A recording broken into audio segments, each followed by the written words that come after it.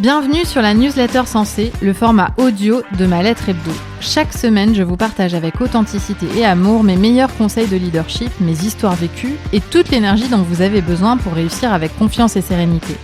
Cette semaine, j'évoque les fois où ma vie personnelle a bousculé ma vie professionnelle. Quelle est la dernière fois où votre vie personnelle vous a bousculé jusque dans le travail ? Je suis convaincue qu'on ne peut dissocier vraiment la vie professionnelle de la vie personnelle. Nous sommes un seul et même être, et chaque expérience personnelle impacte et nourrit nos expériences professionnelles. Quand je pense à mon parcours professionnel, j'observe que toutes les étapes de vie m'ont façonné et ont fait de moi la personne et la professionnelle que je suis aujourd'hui. Octobre 2010, chef de produit chaussures femmes.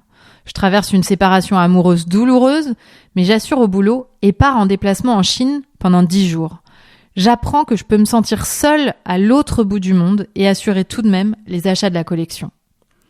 Décembre 2014, merchandiser collection femmes. Reprise du boulot après mon premier congé maternité. Difficile de laisser mon bébé à une autre personne que moi. Je cours le retrouver le soir. Et pourtant, quelle joie de me remettre à travailler. Je sais toujours faire. On me propose même une expatriation. Novembre 2015. Head of Merchandising, Corée du Sud. Mon fils passe 3 jours à l'hôpital pour une pneumonie. C'est mon mari qui passe la journée avec lui puisqu'il ne travaille pas. Je lui rends visite 2 fois par jour sur ma pause du déjeuner et le soir après le travail. C'est mon travail qui finance notre vie ici. Je passe le relais à mon mari pour s'occuper de notre fils. Octobre 2017. Head of Merchandising, Corée du Sud, depuis 2 ans. J'annonce au CEO que j'attends un bébé pour avril.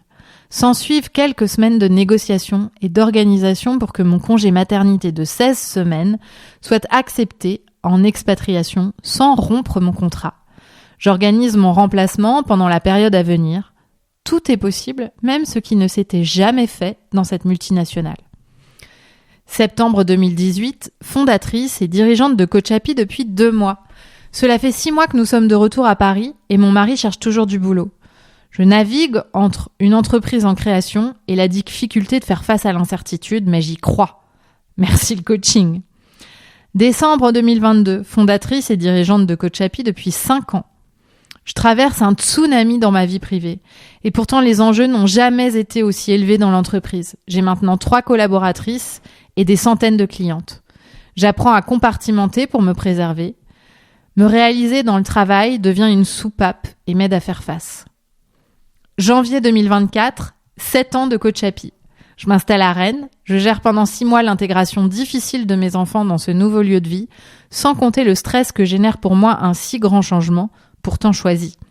En parallèle, je gère ma boîte. 2 ans plus tard, je célèbre cette décision. La tempête est passée. Septembre 2025, 1 heure avant un workshop public. J'apprends le décès d'une personne qui m'est chère.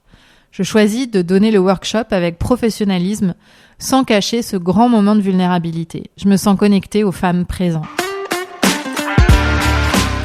Alors comment garder le cap face à la vie, à ses surprises et ses incertitudes ? Comment faire face aux montagnes russes émotionnelles, à la vie qui se craquelle ? Comment accueillir, s'adapter, rebondir et assurer au boulot ? C'est pour évoquer ces questions que je vous propose un workshop le mardi 2 décembre à 12h30. Quand la vie personnelle impacte la vie professionnelle, clé de résilience. Chers leaders, merci pour votre écoute et rappelez-vous, le leadership s'améliore dans l'action. Alors en avant toutes et rendez-vous au prochain workshop Sensée.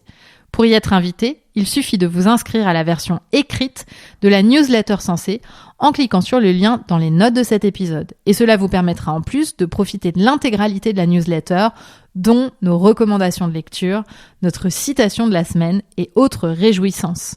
Hâte de vous rencontrer.